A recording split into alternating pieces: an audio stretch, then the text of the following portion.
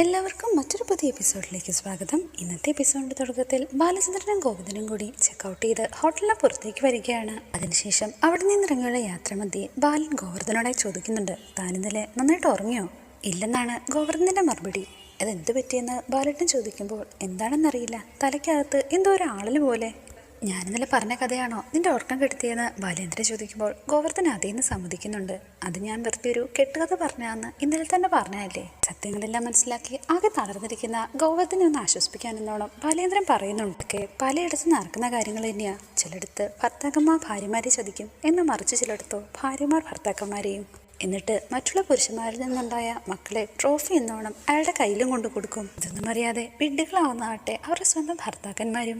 ഇവിടെ പിന്നെ അങ്ങനൊന്നും സംഭവിച്ചില്ലല്ലോ. വൈജയാകട്ടെ ട്രോഫി ഉപേക്ഷിച്ചിട്ടാണ് അവിടെ നിന്നും വന്നതും. ബാലേട്ടൻ എങ്ങനെ അലീനയാണ് വൈജേച്ചിയുടെ മകളെന്നുള്ള കാര്യം അറിഞ്ഞതെന്നാണ് ഗോവർദ്ധൻ ഇപ്പോൾ ചോദിക്കുന്നത്.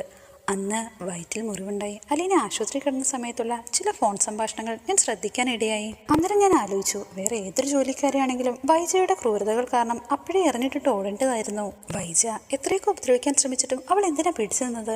കാര്യങ്ങളെല്ലാം കൂട്ടി വായിച്ചപ്പോൾ എനിക്ക് കാര്യങ്ങൾ വ്യക്തമായി. അതുകൂടാതെ വൈജയുടെ അമ്മയെ അവൾ സ്വന്തം മുത്തശ്ശിയെ പോലെയാ സ്നേഹിച്ചതും പരിചയിച്ചതും ഒക്കെ. കാര്യം എത്ര വലിയ ത്യാഗിയാണെന്ന് പറഞ്ഞാലും ആരും ഒന്നും അങ്ങനെ ചെയ്യില്ലെന്ന് ഗോവർദ്ധനോട് ബാലൻ പറയുന്നു. ഗോവർദ്ധൻ ഇപ്പോൾ മറ്റൊന്ന് ചോദിക്കുന്നുണ്ട്. അതൊക്കെ ഇരിക്കട്ടെ, ശരിക്കും ഏത് സാഹചര്യത്തിലാണ് ബാലേട്ടന് ഈ കാര്യങ്ങളെല്ലാം അറിയാൻ സാധിച്ചത്? അന്ന് ലീന യൂസ് ചെയ്തുകൊണ്ടിരുന്നത് അമ്മയുടെ ഫോണായിരുന്നു. അവൾക്ക് സ്മാർട്ട് ഫോൺ എന്താന്ന് പോലും അറിയാത്ത കാലം. അവളുടെ ഫോൺ സംഭാഷണങ്ങളെല്ലാം ഞാൻ കോൾ റെക്കോർഡിംഗ് ഉപയോഗിച്ച് കേൾക്കാനിടയായി. അതിൽ നിന്നാണ് ഞാൻ വിവരങ്ങൾ അറിഞ്ഞതെന്ന് ബാലൻ ഞാൻ മനസ്സിലാക്കി. വെറും ഒരഴുക്ക് പുഴുവാണ് ഞാൻ. ഈ അഴുക്ക് ചാലിലൊക്കെ കിടന്നുരുളുന്ന നിനക്ക് എൻ്റെ അവസ്ഥ മനസ്സിലാവുന്നുണ്ടോ എന്നാണ് ഗോവർദ്ധനോട് ചോദിക്കുന്നത്. അയാൾ അതേന്നും സമ്മതിക്കുന്നു.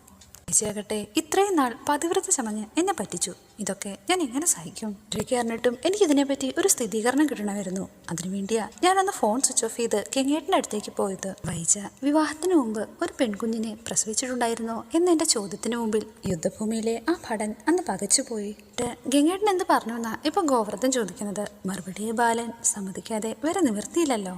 എല്ലാം മറച്ചു വെച്ചിട്ട് തന്നെയാണ് പെങ്ങളെ കല്യാണം കഴിച്ചു തന്നതെന്നും അയാൾ സമ്മതിച്ചു. അങ്ങനെ അന്നുണ്ടായ ടെൻഷനില്ല എനിക്ക് ഹാർട്ട് അറ്റാക്ക് ഉണ്ടായത്. ചേച്ചി ഇതൊന്നും അറിയിക്കാൻ സമയമായിട്ടില്ലെന്നാ ഞാൻ ഇത്രയും നാളെ വിചാരിച്ചുകൊണ്ടിരുന്നത്. അപ്പോഴാ അലീന വീട്ടിൽ നിന്ന് പോകാനായിട്ട് തീരുമാനമായത്. അത് എന്തുകൊണ്ടാണെന്നാണ് ഗോവർദ്ധൻ ചോദിക്കുന്നത്. അങ്ങനെ അലീന അത് മനസ്സിലാക്കി. വിവരങ്ങളെല്ലാം ഞാൻ അറിഞ്ഞ കാര്യം മാത്രമല്ല, അലീന ആ വീട്ടിൽ നിന്ന് പോയ ഉടൻ തന്നെ ഞാൻ കാര്യങ്ങളെല്ലാവരെയും അറിയിക്കും. ശേഷം വൈജി ആ വീട്ടിലുണ്ടാവില്ലെന്നും ഞാൻ അവളോട് പറഞ്ഞു. അങ്ങനെ ഈ കുടുംബം ചിന്നിച്ചിതറി പോകാനും ഇടയാകും.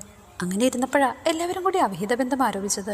നിന്ന് അവളെ രക്ഷിക്കാൻ വേണ്ടിയാ എനിക്ക് മറ്റൊരു സ്ത്രീയിലുണ്ടായ കുട്ടിയാണ് അവള് എന്നൊക്കെ ഞാൻ വളച്ചൊടിച്ചത്. പക്ഷേ എന്തൊക്കെയായാലും വൈജയ്ക്ക് അതൊന്നും പോരാ. അവൾക്ക് അലീനെ ഇറക്കി വിട്ടാലേ മതിയാകൂ. കുടുംബത്തില് അനേകം അനിഷ്ട സംഭവങ്ങൾ സംഭവിച്ചിട്ടും അതിനെയൊക്കെ നേരെ നിന്ന് ഉയർത്തിയത് അലീനയാണ്. അങ്ങനെയുള്ളപ്പോ അലീനെ എനിക്ക് വെറുതെ അങ്ങ് ഉപേക്ഷിക്കാനാകുമോ? മുന്നോട്ട് മാത്രമാ ഗംഗേട്ടനെ ഞാൻ പോയി കാണാനിടയായത്.